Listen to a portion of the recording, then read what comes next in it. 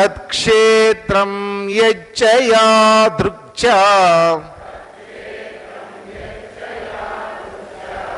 యద్వికారి యతశ్చ యత్ స చ యో యత్ప్రభావశ్చ తత్సమాసేన మే శృణు. తత్క్షేత్రం యచ్చ యాదృచ్ఛ యద్వికారి యతశ్చ యత్ స చ యో యత్ప్రభావశ్చ తత్సమాసేన మే శృణు. తత్క్షేత్రం యత్ చ, ఆ క్షేత్రం ఎటువంటిది, యాదృక్ చ, అది ఎలా ఉంటుంది చూడడానికి. అసలు క్షేత్రం అంటే ఏంటి, అది చూడటానికి ఎట్లా ఉంటుంది. ఇంతకుముందు క్షేత్రజ్ఞుడి గురించి చెప్పారు ఇంతకుముందు శ్లోకంలో, గుర్తుంది కదా. అన్ని క్షేత్రాలలో ఉండేటటువంటి క్షేత్రజ్ఞుడిని నేనే అనేటువంటి విషయం చెప్పారు. ఇక్కడ క్షేత్రం గురించి చెప్తున్నారనమాట ఇన్ఫర్మేషన్. క్షేత్రం అంటే ఏంటి, అది ఎలా ఉంటుంది. యద్ వికారి, దాంట్లో వికారాలంటేనండి మార్పులు. మామూలుగా మనం వికారము అంటే మనకు అర్థం ఏంటి చెప్పండి తెలుగులో. కడుపులో వికారంగా ఉందండి అంటారు. కడుపులో వికారంగా ఉందండి వామిటింగ్ సెన్సేషన్. లేకపోతే చాలా వికారంగా ఉందండి ఆ రూపము అంటాం. అంటే ఏంటి, చూడ్డానికి భయంకరంగానో చూడ్డానికి అసహ్యకరంగానో ఉంటే దాన్ని వికారము, చాలా వికారంగా ఉందండి అంటాం. కానీ వేదాంతంలో వికారము అంటే అర్థం ఏంటంటే మార్పు అని అర్థం. షడ్వికారాలు అంటారు. ఆ వికారాలు అంటే అక్కడ 6 రకాలైనటువంటి మార్పులు అనమాట. అస్థి, జాయతే, వర్ధతే, విపరిణమతే, అపక్షీయతే, వినశ్యతి. వికారము మార్పు. ఇక్కడ కూడా ఏంటంటే ఈ క్షేత్రంలో ఉండేటటువంటి మార్పులు, అంటే ఈ శరీరంలో ఉండేటటువంటి మార్పులు ఎలా ఉంటాయి. యతః, అసలు ఇది ఎక్కడి నుంచి వచ్చింది, శరీరం అనేటువంటిది, ఈ క్షేత్రం అనేటువంటిది ఎక్కడి నుంచి వచ్చింది. యత్ చ సహచ యహ, ఆ క్షేత్రాన్ని తెలుసుకునేటటువంటి క్షేత్రజ్ఞుడు ఎవరు. యత్ ప్రభావః చ, అతని యొక్క ప్రభావం ఎలా ఉంటుంది. తత్ సమాసేన మే శృణు, దాన్నంతా కూడా నేను క్లుప్తంగా సమాసేన. మామూలుగా సమాసాలు అంటాం. సమాసాలు ఎక్కడొస్తాయి మనకి, చిన్నప్పుడు జోక్ చేసుకునేవాళ్ళం. టీచర్ గారు సమాసాలు చెప్తాయి వాళ్ళని, అవేవో సమాసాలు ఉంటాయి కదండి, షష్ఠీ తత్పురుష సమాసము, ద్వంద్వ సమాసం, ఇవన్నీ చెప్తుండే. అరే వాళ్ళ టీచర్ సమోసాలు చెప్పిందిరో అనేవాడు. సమోసాలు అనేవాడు. సమాసాలు. సమాసం అంటే ఏంటంటే ఏదైనా ఒక పెద్ద విషయాన్ని సంక్షిప్తంగా చెప్పడం అన్నమాట. సంక్షిప్తంగా చెప్తే దాన్ని సమాసం అంటారు. ఇక్కడ కూడా నేను ఏం చెప్తున్నాడు శ్రీకృష్ణ పరమాత్మ, సమాసేన, నేను చక్కగా సంక్షిప్తంగా నీకు ఉన్నటువంటి టైంలో నువ్వు అర్థం చేసుకోగలిగినంత వరకు నేను చెప్పేస్తా. శృణు, నువ్వేం చేస్తావు, జాగ్రత్తగా విను. కాబట్టి ఏమేం చెప్పారు ఇక్కడ. తత్క్షేత్రం యచ్చ, అసలు క్షేత్రం అంటే ఏంటి. యాదృక్, దాని యొక్క రూపం ఏ విధంగా ఉంటుంది. యద్ వికారి, దాంట్లో వచ్చేటటువంటి మార్పులు. యతశ్చయత, అసలు దేన్ని మనం క్షేత్రం అంటాం. సచయో యత్ ప్రభావశ్చ, దాంట్లో ఉండేటటువంటి పరమాత్మ యొక్క ప్రభావం ఎంతవరకు ఉంటుంది. వీటన్నిటికి సంబంధించినటువంటి సమాచారాన్ని సంక్షిప్తంగా క్లుప్తంగా నేను నీకు ఇప్పుడు చెప్పబోతున్నాను, నువ్వు జాగ్రత్తగా విను. కాబట్టి ఎప్పుడైనా సరే అండి ఒకటే గుర్తుపెట్టుకోండి, ఏమంటూ ఉంటాడంటే అప్పుడప్పుడు శ్రీకృష్ణ పరమాత్మ మధ్య మధ్యలో శృణు అంటుంటాడు, విను అంటుంటాడు. మామూలుగా మనం కూడా చెప్తున్నాం అనుకోండి, అవతల వాడు మైండ్ అక్కడ పెట్టలేదు అనుకోండి, పెట్టకపోతే మనం ఏం చేస్తాం, మనం ఏదో ఒకటి చెప్తూ ఉంటాం, వాడి మైండ్ మనం చెప్పే దాని మీద లేదు. నేను అప్పుడు ఏం చేస్తాం, సరిగ్గా విను, చెప్పే జాగ్రత్తగా విను. నువ్వు చిన్నపిల్లల్ని కూడా మనం గదమాయిస్తుంటాం అప్పుడప్పుడు. వాడు ఏదైనా వితండవాదం చేస్తున్నాడు అనుకోండి, లేకపోతే వినట్లేదు అనుకోండి, చెప్పేసరికి విను నువ్వు. ఇక్కడ శ్రీకృష్ణ పరమాత్మ కూడా మధ్య మధ్యలో ఏంటి, అర్జునుడి మైండ్ డైవర్ట్ అయిపోతుందేమో అని చెప్పి విను, శృణు శృణు శృణు అంటుంటాడు. కాబట్టి శ్రీకృష్ణ పరమాత్మే కూర్చోబెట్టి శృణు చెప్తాను అంటున్నప్పుడు మరి అర్జునుడు కూడా జాగ్రత్తగా వినాలి కదా. మరి అర్జునుడు జాగ్రత్తగా వింటున్నప్పుడు మనం కూడా జాగ్రత్తగా వినాలి కదా. అది కూడా మన బాధ్యతే కదా. కాబట్టి చదువుతున్నప్పుడు మనం కూడా బాధ్యతాయుతంగా కొంచెం చదువుకోవాలి ఇవన్నీ కూడా. అందుకని ఏమంటున్నారు తర్వాత, అసలు మొత్తానికి ఎక్కడికి తీసుకెళ్తున్నారంటే శాస్త్రం దగ్గరికి తీసుకెళ్తున్నారు. చూడండి 5వ శ్లోకం చదువుకుందాం. 4వ శ్లోకం. అంటే మీ దాంట్లో తేడా వస్తుందేమో. తర్వాత శ్లోకం చదవండి ఎవరన్నా. ఋషివీర్ బహుదా గీతం కదా, ఋషివీర్ బహుదా గీతం అదే శ్లోకం. అది 5. ఎక్కడన్నా మొదటి శ్లోకం కనుక లేకపోతే ఈ శ్లోకం 4వ శ్లోకం అవుతుంది. నేను ముందే చెప్పా, కొన్ని దాంట్లో మొట్టమొదటి శ్లోకం ఉంది చూసారా, అది ఉండదు.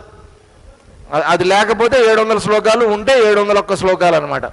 కొన్నిట్లో ఉంటుంది, కొన్ని పుస్తకాల్లో, కొన్నిట్లో ఉండదు. అది కనుక ఉంటే ఇప్పుడు నేను చెప్పినటువంటిది 5వ శ్లోకం అవుతుంది, లేకపోతే 4వ శ్లోకం అవుతుంది, అంతే తేడా. ఋషిభిర్బహుధా గీతం ఛందోభిర్వివిధైః పృథక్. ఇది చాలా ట్రిక్కీగా ఉండే సెంటెన్స్ అన్నమాట. ఇది ఛందో, ఛ ఒత్తు ఛ కదా, మహాప్రాణం. ఛందోభిర్, భి మళ్ళా మహాప్రాణం. వివిధై మళ్ళా మహాప్రాణం. పృథక్ మళ్ళా మహాప్రాణం.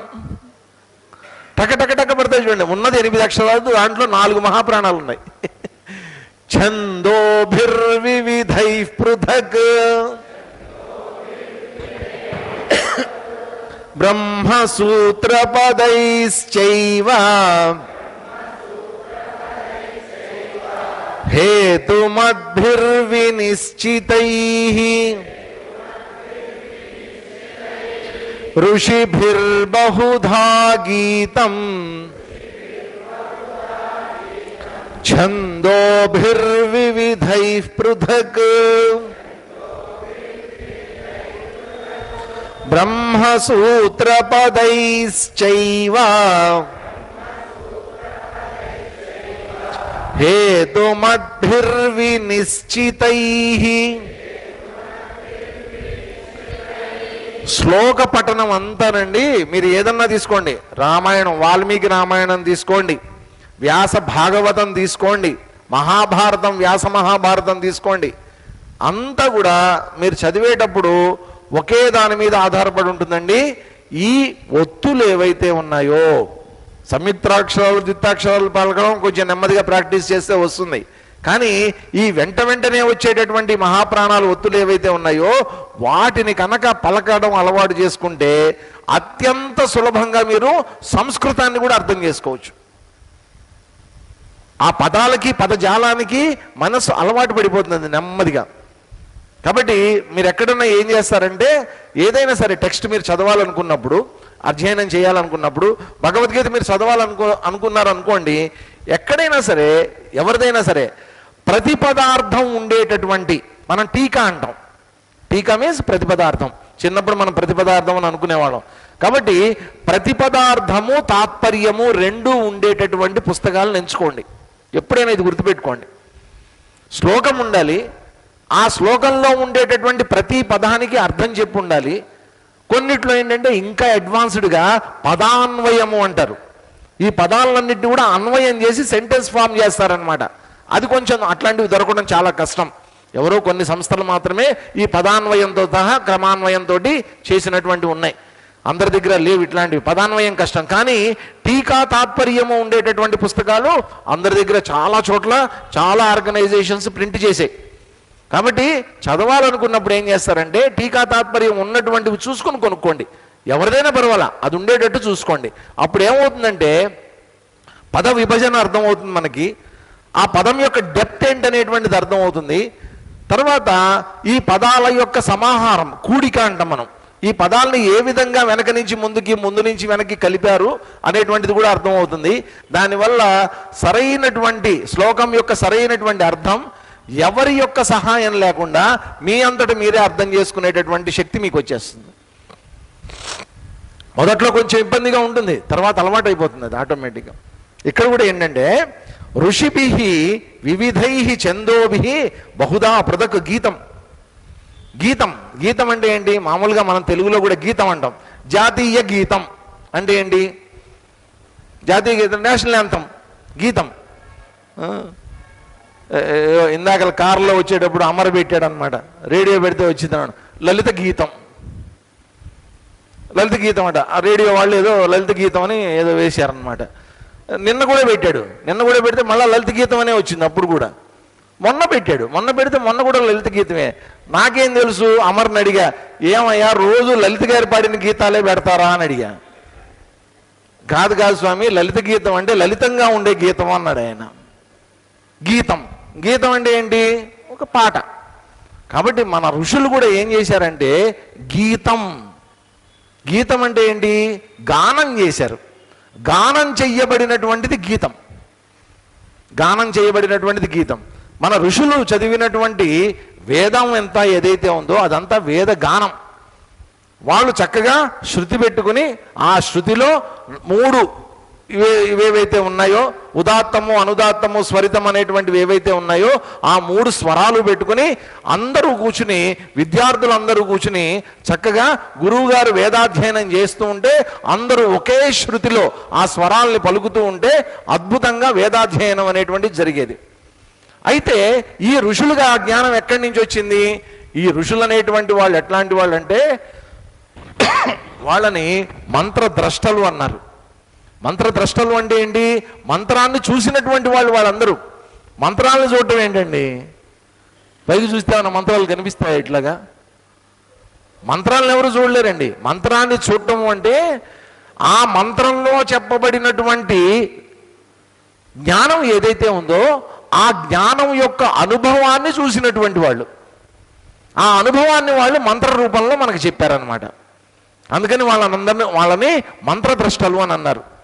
మంత్రాన్ని వాళ్ళందరూ కూడా చూశారట, మంత్రాన్ని తయారు చేసినటువంటి వాళ్ళు ద్రష్టలు వాళ్ళంతా. కాబట్టి అటువంటి వాళ్ళు ఏంటి, వాళ్ళ ఎగ్జైట్మెంట్లో వాళ్ళొక కొత్త విషయాన్ని ధ్యానం చేసి లాజికల్గా ఆలోచించి తార్కికంగా వాళ్ళ గురువుల దగ్గర నుంచి సంపాదించినటువంటి జ్ఞానాన్ని అంతా కూడా విచారణ చేసి గ్రూప్ డిస్కషన్స్లో కూర్చుని చర్చలు చేసి వాళ్ళు పొందినటువంటి ఉత్తమోత్తమైనటువంటి జ్ఞానం, ఆధ్యాత్మిక జ్ఞానం ఏదైతే ఉందో ఆ జ్ఞానానికి సంబంధించినటువంటి అనుభవం కలిగినప్పుడు వాళ్ళల్లోంచి ఆ జ్ఞానం అంతా ఏ రూపంలో వచ్చిందట? గీతం, గానం రూపంలో బయటకు వచ్చిందట. మనకు కూడా ఏదన్నా బాగా సంతోషం కలిగిందనుకోండి, పాటలు వస్తాయి, పాడతారు, ఏదో ఒకటి నోట్లో ఏదో రాగం వస్తుందన్న, సంతోషంగా ఉంటే వస్తుందండి. అదే దుఃఖంలో ఉన్నాడు అనుకోండి, చికాగ్గా మొహం పెట్టుకుని అని ఉంటాడు. బాగా సంతోషంలో ఉంటే మాత్రం ఏదో ఒక పాట పాడతాడు, వచ్చిన పాటో నచ్చిన పాటో ఏదో ఒకటి పాడతాడు. ఇక్కడ కూడా అంతే, ఋషులు వాళ్ళు చూసినటువంటి దాన్ని ఆ ఎగ్జైట్మెంట్లో, ఆ కలిగిన అనుభవంలో వాళ్ళు ఏం చేశారట? ఆ జ్ఞానాన్ని అంతా గానం రూపంలో బయటికి తీసుకొని వచ్చారట. ఇప్పుడు కొత్తగా కుర్రాడు పాపం వాడికి ట్రై చేస్తున్నారు, పెళ్లి సంబంధాలు ట్రై చేస్తుంటే వాడికి మొత్తానికి 3 సంవత్సరాలు కష్టపడిన తర్వాత ఓ సంబంధం దొరికింది, అది సెటిల్ అయింది. అప్పటి నుంచి వాడు ఎట్లా ఉంటాడు?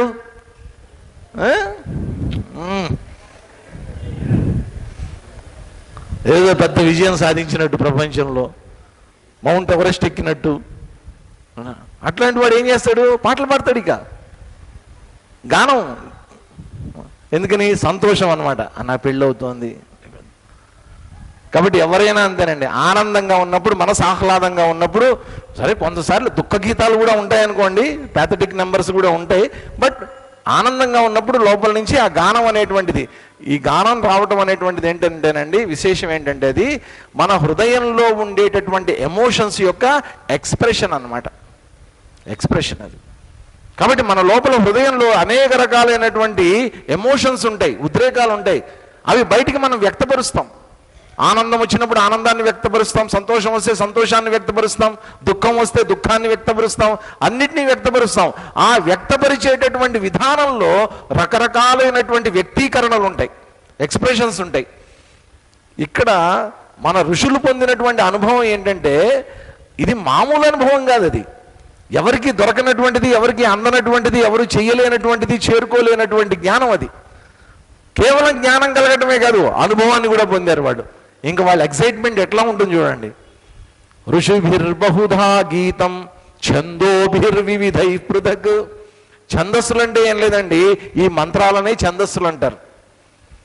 సంస్కృతంలో మనకి ఛందస్సు అంటే వ్యాకరణం దాంట్లో వస్తుంది, కానీ ఛందస్సులు అంటే ఈ మంత్రాలు ఏవైతే ఉన్నాయో బ్రాహ్మణాల్లో ఆరణ్యకాల్లో మంత్రభాగంలో వచ్చేటటువంటి ఈ మంత్ర ప్రవాహం ఏదైతే ఉందో దాన్ని ఛందస్సులు అంటారు అనమాట. ఛందోబద్ధంగా పాడేటటువంటివి, ఛందస్సుతో కూడుకుని పాడేటటువంటివి అనమాట. అవన్నీ ఏంటంటేనండి, ఈ స్వరాలు అనేటువంటివి ఏవైతే ఉన్నాయో, ఈ ఛందస్సులు అనేటువంటివి ఏవైతే ఉన్నాయో అవి అందరూ కలిసి సామూహికంగా పాడుతూ ఉన్నప్పుడు, ఆ వేద గానం అనేటువంటి జరుగుతూ ఉన్నప్పుడు మీరు గమనిస్తే అక్కడ ఒక అద్భుతమైనటువంటి దివ్యమైనటువంటి ఒక వైబ్రేషన్ అనేటువంటిది వెలువడుతుంది దాంట్లోంచి. ఆ స్వరాల యొక్క కదలిక, ఆ స్వరాల యొక్క సమాహారం ఆ విధంగా ఉంటుంది. మీరందరూ తాన్సేన్ గారి పేరు విన్నారా? ఒకప్పుడు అక్బర్ గారు ఆస్థానంలో అనుకుంటా పెద్ద ఆయన విద్వాంసుడు, ఆయన సంగీత విద్వాంసుడు. అదే హిందుస్థానీ అంతా వాళ్ళు పాడేవాళ్ళు అనమాట, హిందుస్థానీ రాగాలు ఎక్స్పర్ట్స్ వాళ్ళంతా. ఆయన ఆ మలయమారుత రాగం పాడేవాడు. ఆయన మలయమారుత రాగం పాడుతూ ఉంటే ఆయన పాట ఆ చివరకు వచ్చేసరికి ఎక్కడి నుంచి వస్తుందో తెలియదు, ఉన్నటువంటి గాలివాన వచ్చేస్తుంది అంతే. అలా పాడేవాడు. ఎందుకని? ఆ మలయమారుతంలో ఉండేటటువంటి ఆ స్వరాల యొక్క కల్పన ఆ విధంగా ఉంటుంది, ఆ వైబ్రేషన్ అట్లా క్రియేట్ చేస్తే. దీపక రాగం పాడేవాడు ఆయన. దీపక రాగం పాడితే ఆ స్థానంలో అన్ని దీపాలన్నీ పెట్టి ఒత్తులు వేసి నూనె వేసి ఉంచేవారు సిద్ధంగా, అంతే. ఈయన దీపక రాగం ఎప్పుడైతే పాడేవాడో ఆ దీపక రాగం యొక్క పరాకాష్ఠ ఆ శృతులన్నీ చేరుకున్నటువంటి సమయంలో మొత్తం అన్ని దీపాలు వాటంతటా వెలిగిపోయేవట. ఆ స్వర కల్పన అలా ఉంటుంది దాంట్లో. వేదం కూడా అంతే, ఆ స్వరాలు ఆ విధంగా కూర్చబడి ఉంటాయి. అదంతా ఏంటి? ఆ స్వరాల యొక్క కూర్పు ఎక్కడి నుంచి వచ్చింది? ఛందోభిర్వివిధై పృథక్. ఈ ఋషులు పొందినటువంటి అనుభవం, ఏది క్షేత్రము ఎవడు క్షేత్రజ్ఞుడు అనేటువంటి ద్వారా కలిగినటువంటి జ్ఞానం నుంచి వాళ్ళు పొందినటువంటి ఆ అనుభవం ఏదైతే ఉందో ఆ అనుభవంలోంచి వచ్చినటువంటి జ్ఞానం అదంతా. దాన్ని ఛందస్సుల రూపంలో స్వరాల రూపంలో మనకు అందించారు. అదంతా ఎప్పుడైతే ఆ మంత్రం అనేటువంటిది సిద్ధించాలి అంటే ఆ స్వరాలు తప్పు లేకుండా పెర్ఫెక్షన్ తోటి ఎవరైతే చదవగలుగుతారో ఆటోమేటిక్గా ఆ మంత్ర సిద్ధి అనేటువంటిది కలుగుతుందండి. అంత అందంగా రూపొందించారు వాళ్ళు, గానం చేశారట ఆ విధంగా. వేటికి సంబంధించినటువంటి జ్ఞానం వాళ్ళు ఇది చేశారట? హేతుమద్భిహి. వాళ్ళు చెప్పినటువంటి దాంట్లో హేతు అనేటువంటిది ఉంది, లాజిక్ అనేటువంటిది ఉంది. ఇల్లాజికల్గా ఎక్కడ మాట్లాడలేదండి వాళ్ళంతా, పూర్తి లాజిక్తో మాట్లాడినటువంటిది. నిశ్చయింపబడినటువంటిది. బ్రహ్మసూత్ర పదైశ్చ ఏవా, బ్రహ్మసూత్రాలలోని పదాలు కూడా ఏ విధంగానే చెప్పబడ్డాయి. బ్రహ్మసూత్రాలు అంటే ఏంటి? బ్రహ్మసూత్రాలు అంటే ప్రస్థానత్రయంలో బ్రహ్మసూత్రాలు కూడా ఒకటి. ఉత్తర మీమాంస అంటారనమాట. అంటే సాంకేతికంగా వ్యాసుల వారు బాదరాయణుడి పేరుతోటి రచించినటువంటివి అవన్నీ కూడా. కాబట్టి అదాతో బ్రహ్మ జిజ్ఞాస అని మొదలవుతుంది. ఇప్పుడు బ్రహ్మ జిజ్ఞాస, బ్రహ్మకు సంబంధించినటువంటి జిజ్ఞాసతోటి ఇప్పుడు మేము చెప్పబోతున్నాం. బ్రహ్మ సంబంధించినటువంటి జిజ్ఞాస ఉన్నటువంటి వాళ్ళ కోసం మేము జ్ఞానాన్ని ఇవ్వబోతున్నాం అని చెప్పి మొదలు పెడతారు. కాబట్టి ఇవన్నీ ఏంటి? హేతు. దాంట్లో ఏంటంటే ఒక లాజిక్ ఉంటుంది, ఇల్లాజికల్గా ఎప్పుడు చెప్పరండి. మన వేదం కానీ వేదాంతం అంతా కూడా అండి ఎలా ఉంటుందంటే, ఇప్పటికీ కొన్ని మతాలు ఉన్నాయి, ఆ మతాలు ఏం చెప్తాయో తెలుసా అండి? భూమి గుండ్రంగా ఉందంటే ఒప్పుకోరు వాళ్ళు. ఈ రోజుకి కూడా ఈ రోజుకి ఒప్పుకోరు. కానీ కొన్ని వేల సంవత్సరాల క్రితమే మన ఋషులు వాళ్ళకు ఉన్నటువంటి ఇన్ట్యూటివ్ పవర్ తోటి ఇవన్నీ గ్రహాలు ఇవన్నీ గోళాకారంలో ఉన్నాయన్నటువంటి సంగతిని గుర్తించారు. ఆ రోజుల్లోనే 9 గ్రహాలు ఉన్నాయి, ఇవన్నీ తిరుగుతున్నాయి. సెంటర్లో సూర్యుడు ఉన్నాడు, సూర్యుడు చుట్టూ ఇవన్నీ తిరుగుతున్నాయి. 1-2 అటు ఇటు అయినా అద్భుతమైనటువంటి జ్ఞానం. ఆ రోజుల్లో టెలిస్కోపులు లేవు, రాకెట్లు లేవు, శాటిలైట్లు లేవు, ఏమీ లేవు. ఆ రోజుల్లో ఎటువంటి జ్ఞానము పరిజ్ఞానము లేనటువంటి రోజుల్లో మన ఋషులైనటువంటి వాళ్ళ యొక్క ఇన్ట్యూటివ్ పవర్ తోటి వాళ్ళు పొందినటువంటి ఆ ధ్యాన పరాకాష్ఠలో వాళ్ళు పొందినటువంటి ఆ జ్ఞానం ఏదైతే ఉందో దాన్ని ఈ రూపంలో హేతువుతోటి సహా, లాజిక్తో సహా, పర్ఫెక్షన్తో సహా మనకు అందించడానికి ప్రయత్నం చేశారు వాళ్ళంతా. బ్రహ్మసూత్ర పదైశ్చైవ, బ్రహ్మసూత్రాల్లో చెప్పబడినటువంటి పదాలతో సహా అన్నీ ఇదే పద్ధతి. కాబట్టి ఇంత అద్భుతమైనటువంటి జ్ఞానాన్ని ఇప్పుడు మేము చెప్పబోతున్నాం కాబట్టి జాగ్రత్తగా వినవయ్యా అనేటువంటిది శ్రీకృష్ణ పరమాత్మ చెప్పాడు. కాబట్టి ఆ జ్ఞానాన్ని ఒక 5 నిమిషాలు మనం ధ్యానం చేసుకుందాం అందరం కూర్చొని.